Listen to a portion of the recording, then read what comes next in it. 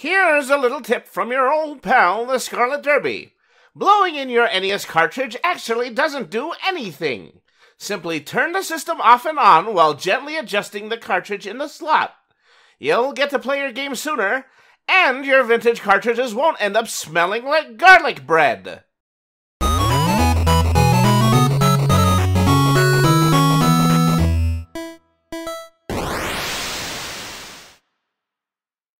I may be a rather old-school type of gentleman with a penchant for playing classic games, but I keep up with the times when it comes to trends in Let's Playing, and it's come to my attention that the average Let's Play viewer doesn't just want to hear a guy sit here and play games while making corny jokes. They want to see a real challenge.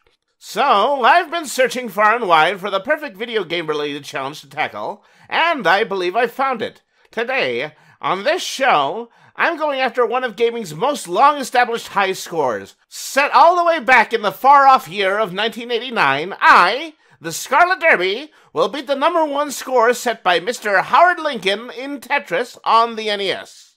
And now, the Scarlet Derby proves he knows something about video games. Following in the footsteps of many other famous people named Lincoln, Howard Lincoln was the president of Nintendo of America from 1983 to 1999. He was instrumental in the company during this time, supporting Nintendo through the lawsuit against Universal Studios over the naming rights to Donkey Kong, and building the Nintendo Entertainment System into a top-selling product just after the infamous video game crash of 1983.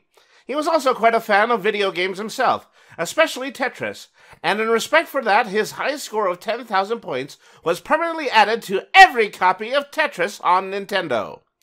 Well, Howard, I certainly respect you as a businessman, but high scores were made to be broken, and I'm throwing my derby in the ring to end the 18-year-long reign of Lincoln. All right, let's light this candle. I don't mean to brag, but I happen to be pretty darn good at Tetris.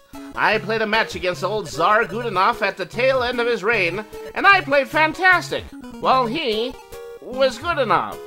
Heh. Moving on. Well, this is going uncharacteristically well. I'm gonna have 10,000 points in no time. I'm so good at Tetris that not only are my rows properly aligned, they are also color-coded. And now the moment is upon us, and I've beaten Howard Lincoln's high score of 10,000. But nobody gets into the high score game to break even. Let's see how far I can stretch this goal for the next guy. I wonder what I'll do with my new high score fame. Maybe they'll do a documentary about me. Or perhaps I'll get in the Guinness Book. Yeah, that's the ticket. They'll have a picture of me right next to that Danish chap who can swallow his own nose.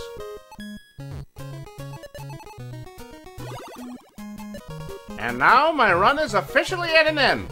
I've outstripped Howard Lincoln's score by a full 8,642 points. I'll just insert that into the high score list in order to make it legally binding.